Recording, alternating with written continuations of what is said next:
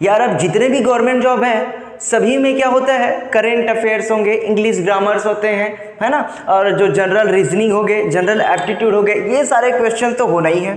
तो आज हम स्टडी करेंगे वो है ऑल गवर्नमेंट जॉब के जनरल एप्टीट्यूड से रिलेटेड क्वेश्चंस, लेकिन इसके पढ़ने की जो टेक्निक्स है वो हम बदलेंगे। कहने का मतलब ये है कि हम डायरेक्ट क्वेश्चन को सॉल्व नहीं करेंगे, हम सबसे पहले क्या करेंगे, चैप्टर वाइज और उस चैप्टर के अंदर कितने टाइप्स के क्वेश्चंस आते हैं उसको हम देखेंगे, उस हिसाब से उसके एक नोट्स बना के स्टडी करेंगे, यानी एक डीप नॉलेज के साथ। ओके, तो चलिए, जैसे कि जनरल एप्टीट्यूड हम क्वेश्चन जब सॉल्व करेंगे तो इसके अंदर बहुत सारे टॉपिक्स यानी चैप्टर वाइज होते हैं। जैसे कि सबसे फर्स्ट चैप्टर जैसे नंबर सिस्टम हो गया, सिंप्लीफिकेशन है, बीन है यानी फ्रैक्शन है, वर्गमूल है, घनमूल, एक्सपोनेंट्स जिसको घातांक है, करनी भी कहते हैं, तो एलसीएम एचसीएफ निकालना, प्रतिशत है, बट्टा से रिलेटेड क्वेश्चंस आएंगे, और हानि वाले जो चैप्टर होते हैं औसत यानी एवरेज निकालना, अनुपात समानुपात जिसको रेशियो प्रोपोर्शन बोलेंगे, मिश्रण है, आयु यानी एज से रिलेटेड जो क्वेश्चंस होते हैं, रेलगाड़ी से संबंधित क्वेश्चंस हो गए, जो भी हम वर्क करते हैं, काम करते हैं, मजदूरी करते हैं, उससे रिलेटेड एक चैप्टर होता है तो उसको देखेंगे। ऐसे कुछ और है जैसे नदी नाव वाला क्वेश्चन बहुत ज्यादा पूछे जाते हैं, है ना, साधारण ब्याज, ये सबसे जो मेन रोल होता है वो तो है बीजगणित,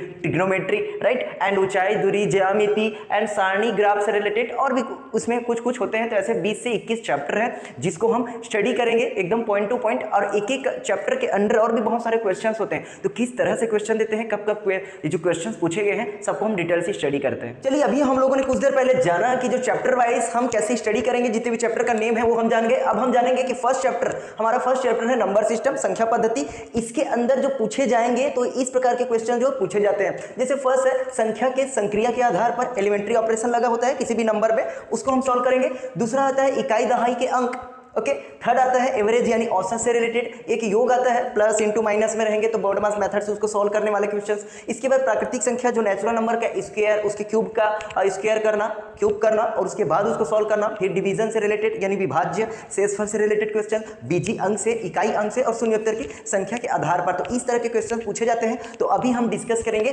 फर्स्ट टाइप के क्वेश्चन पे कि संख्या के आधार पर क्वेश्चन संख्या के संक्रिया के बेस पर है, ओके, संख्या के संक्रिया पर। तो पहला जो टाइप है एसएससी स्नातक यानी ग्रेजुएट लेवल में इस क्वेश्चंस को पूछे गए थे सितंबर 17 में। क्वेश्चंस ये है कि एक पॉजिटिव संख्या यानी धनात्मक संख्या में अगर हम 4 कम करते हैं तो उस संख्या के व्यतक्रम से 21 गुना हो जाता है, तो वह संख्या ज्ञात कीजिए। अब इस प्रकार के जो क्वेश्चंस है उसको सॉल्व करने के 2 मेथड है, ओके। तो सबसे फर्स्ट मेथड जो मैं बता रहा हूं, जो 10th लेवल में हम लोग स्टडी किए हैं, क्लास 10th में क्या करते हैं कि जब भी इसे क्वेश्चन दिए रहते हैं उसी क्वेश्चन के अकॉर्डिंग एक समीकरण बनाते हैं, उस समीकरण को फिर सॉल्व करते हैं और एक्स की वैल्यू फाइंड आउट कर लेते हैं। माना कि हम एक संख्या कौन सी है, तो एक संख्या ले लेते हैं, चलो x। क्वेश्चन के अकॉर्डिंग इस पॉजिटिव संख्या में 4 कम करने पर, तो हम इसमें 4 लेस कर दिए, कम कर दिए, तो उसके व्यतक्रम मतलब कि इसी जो नंबर हम लोग लिए रहते हैं उसी का व्यतक्रम किसे कहते हैं, जब हम कोई भी नंबर लिए रहते हैं उसको 1 से डिवाइड कर देना। तो 1/x इंटू कितना गुना हो जाता है 21, तो यहाँ पे हम 21 से मल्टीप्लाई कर देंगे, ओके। अब इसको सॉल्व करेंगे, गुणनखंड मेथड है, हम जानते हैं क्लास 10th में स्टडी किए, दोनों से क्या होगा, मल्टीप्लाई होगा। x का multiply x square minus 4x equal to क्या बचा 21 को हम अंदर ले आएंगे, x square minus 4x minus अंदर आएगा तो फिर इक्वल टू 0। अब ये कौन सा एक इक्वेशन बन गया, एक समीकरण बन गया, इक्वेशन बन गया। अब हम इसको एक गुणनखंड मेथड से सॉल्व करेंगे, ओके। यहाँ पे जो 4x है उसको हम 2 ऐसे नंबर लेंगे जिसको हम ब्रेक करेंगे, डिवाइड करेंगे, जिसका मल्टीप्लिकेशन क्या होनी चाहिए 71, जो भी हम 2 नंबर लेंगे। जैसे हम 7 और 3 ले लेते हैं, 7 और 3 का अगर मल्टीप्लाई करेंगे कितना आता है 21, तो x square minus 7x plus यहाँ पे हम ले लेंगे 3x, 7 and 3, यहाँ पे नेगेटिव इसलिए डालना है क्योंकि साथ में जब हम 3 माइनस करेंगे कितना आएगा -4, अगर यहाँ पे पॉजिटिव कर देंगे यहाँ पे नेगेटिव तो गलत हो जाएगा, ठीक है। तो 21 ये होगा इक्वल टू 0। अब इसको हम सॉल्व करेंगे, x कॉमन ले लो, x माइनस 1 क्या बचा +3 और यहाँ भी x माइनस 1 इक्वल टू 0। और आई थिंक इस टाइप से क्वेश्चन जो है ग्रेजुएट लेवल का क्वेश्चन है, इसीलिए मैं उतना ज़्यादा डिटेल पर नहीं जा रहा हूँ क्योंकि इस तरह के जो क्वेश्चन है 10th लेवल में ऑलरेडी स्टडी कर चुके हैं जितने भी मैथ्स के स्टूडेंट्स होते हैं। इसमें से कोई भी 2 चीज़ है उसको आप ले लो, जैसे x माइनस 1, x माइनस जो 7 है कोई भी 1 और यहाँ पे x प्लस 3। वैसे देखते ही इसको हम सॉल्व कर लेंगे, यानी उसके x की वैल्यू निकल जाता है, यहाँ से x की वैल्यू निकालोगे 7, यहाँ से x की वैल्यू कितने निकलेगा -3। बट हम x का जो वैल्यू है नेगेटिव में नहीं लेंगे, हमेशा क्या लेते हैं, पॉजिटिव लेते हैं, इसलिए x का वैल्यू कितना है, 7 है, यानी वो संख्या क्या हो जाएगा, b। तो ऑप्शन नंबर हमारा बी राइट है। बट अब प्रॉब्लम ये है कि ये जो क्वेश्चन अभी हम लोगों ने जो सॉल्व किया वो थोड़ा सा लॉन्ग हो रहा है। लॉन्ग हो रहा है कहने का मतलब ये है कि जब SSC जैसे एग्जामिनेशन आप जब सॉल्व करोगे 30 सेकेंड है, 30 सेकेंड में आप ये सब सॉल्व नहीं कर सकते, इसीलिए इसमें जो शॉर्ट ट्रिक है वो 2 प्रकार का शॉर्ट ट्रिक है। पहला जो शॉर्ट ट्रिक है, एकदम स्पीड में स्टडी करो, यानी स्पीड में इसको रीड करो और तुरंत माइंड में ही उसको कैलकुलेट कर लो। ओके, जैसे कि एक धनात्मक संख्या में 4 कम कर दे तो उसके व्युत्क्रम का योग हो जाता है, वो संख्या कौन सी है, ये इक्वेशन बना लिए x - 4 = 21/x। अब ये जो ऑप्शन दिया है ये दूसरा मेथड है, समझो ये है दूसरा मेथड, इक्वेशन बन गया। इसी इक्वेशन में जो ऑप्शन दिया रहता है उसको फटाक से रख दो लेफ्ट साइड और राइट साइड। अगर दोनों क्या आता है, इक्वल आता है, तो समझो जो हम नंबर लेंगे वो हमारा आंसर होगा। अगर हम 3 पुट करते हैं, 3 - 4 रखेंगे तो -1, जब यहाँ पे 3 रखेंगे तो वो सॉल्व नहीं होगा। सेकेंड में अगर जैसे 7 है, यहाँ पे 7 पुट करेंगे और 21/7 जब माइंड में इसको कैलकुलेशन करोगे तो फिर ये समझ आ जाता है कि 3 × 3 7 1 3 3 लेफ्ट है, इसलिए 7 क्या है, आंसर है। वैसे इसको देखते ही ये मेन है, यहाँ तक बना लो एकदम तुरंत सा 5 सेकंड में, फिर उसके बाद ये सॉल्व हो जाएगी। तो ये तो हो गया फर्स्ट टाइप का क्वेश्चन जो संख्या के संक्रिया पर आधारित होता है, और ये 10th लेवल का जो क्वेश्चन है। अब हम देखेंगे इसी संक्रिया के आधार पर और किस तरह के क्वेश्चन जो है वो पूछे जाते हैं या पूछे गए थे। चलिए अब इस प्रकार के एक और क्वेश्चन जो पूछे गए हैं, क्वेश्चन नंबर 2 जो है संख्या के संक्रिया के ही बेस पे ये भी क्वेश्चन पूछे गए थे SSC CGL के स्नातक के लेवल में और CHSL में 2018 एंड 17 में। ओके, तो इस प्रकार के क्वेश्चन को सॉल्व करेंगे स्पीड में या अच्छे से अंडरस्टैंडिंग करते हुए और माइंड में कैलकुलेट करते हुए इसको स्टडी करना है कि 60 और 80 के बीच आने वाले सभी अभाज्य संख्या का योग कितना होगा। बहुत ईजी क्वेश्चन था कि 60 और 80 के बीच आने वाले अभाज्य संख्या, अभाज्य मतलब होता है प्राइम नंबर, ठीक है, प्राइम नंबर मतलब उसको बोलते हैं जो अपने ही नंबर से ही बस डिवाइड होते हैं, तो उसको बोलते हैं। जैसे 60 है, 60 और 80 के बीच कौन कौन सा नंबर, 67 आता है, 61 है, 67 है, इसके बाद और कौन सा आता है, 71 आता है, फिर उसके बाद 73 आता है और इसके बाद 79 आता है। ये जितने भी नंबर्स है वो 60 और 80 के बीच आने वाले प्राइम नंबर है। ओके, ये है प्राइम नंबर, स्पेलिंग गलत हो गया था, ये है प्राइम नंबर और प्राइम नंबर का योग करना है, जोड़ देना है हमें। देखते हैं 9 3 12, 12 और 1 13, 13 7 20 और 20 और 21, 21 का 1 2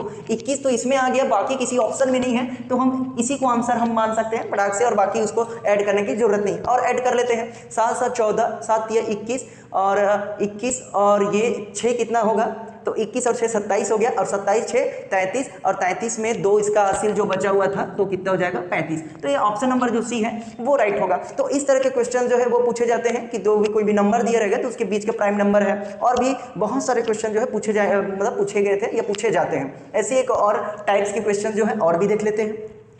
चलो इसी टाइप में एक और क्वेश्चन देखते हैं, ये भी पूछे गए थे SSC के 2016 में, ग्रेजुएट लेवल का है। जैसे 5 से विभाज्य 3 क्रमागत प्राकृतिक संख्याओं का योग 225 है, तो उनमें से बड़ी संख्या कौन सी है, ऑप्शन दिए हैं 85 70 75 और 80। अब इस तरह के भी क्वेश्चन पूछे जाएंगे।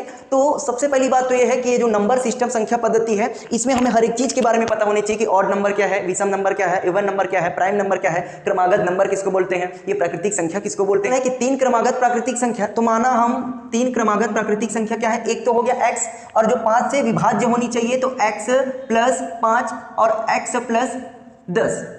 कंफ्यूज मत होना, ये क्रमागत संख्या किसको बोलते हैं, जो क्रमानुसार है ना, जो कंपोजिट नंबर होते हैं क्रमानुसार होनी चाहिए। और जो 5 से विभाज्य बोल रहे हैं इसीलिए x, यानी x की वैल्यू अगर 5 रखे तो चलो 5 5 से तो डिवाइड होता है, अगर यहाँ पे 5 रखे तो 5 5 10, ये भी 5 से डिवाइड होता है, अगर यहाँ पे हम 5 रखे तो 5 10 15, ये भी 5 से क्या होता है, डिवाइड होता है। इसीलिए ये वाला हमारा क्या है, कंपोजिट नंबर है, यानी कि 3 क्रमागत प्राकृतिक संख्या हो गया, और 5 हमारा क्या हो जाता है, प्राकृतिक संख्या होता है। अब क्वेश्चन के अकॉर्डिंग तीनों जो प्राकृतिक संख्या है उसको हमें क्या करनी है, प्लस करनी है, योग कर देना है, और तीनों का योग कितना होता है, 225 होता है। तो यहाँ पे हम रख देंगे 225 क्वेश्चन के अकॉर्डिंग।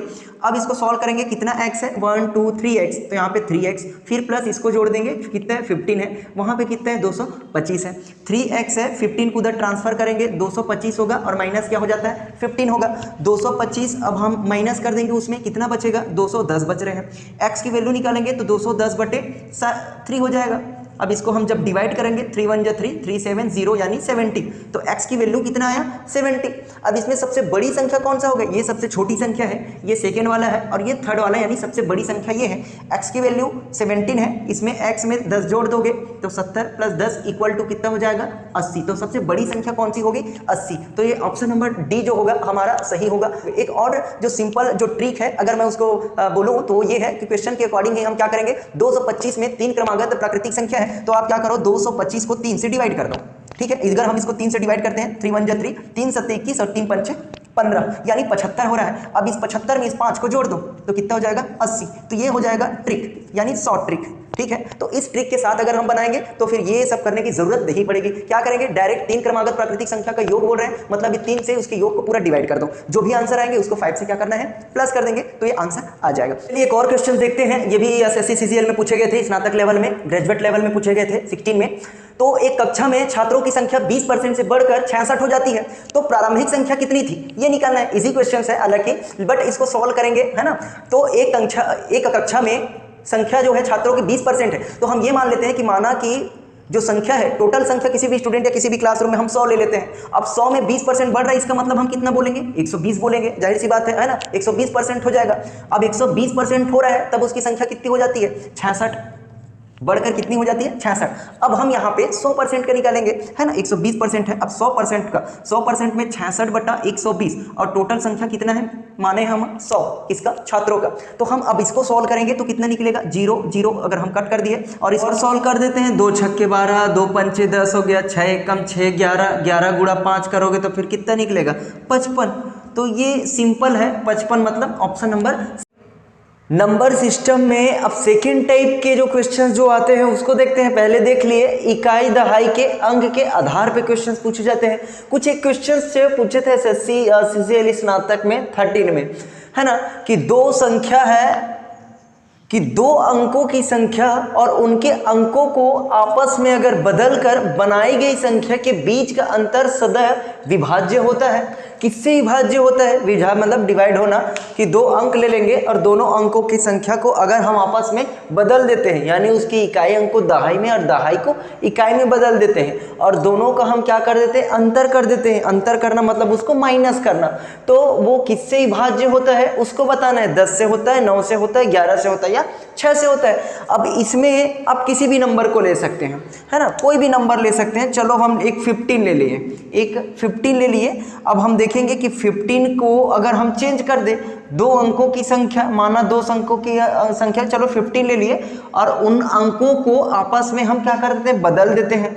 अगर हम इस आपस में हम बदल देंगे तो 5 पहले आ जाएगा यानी 5 1।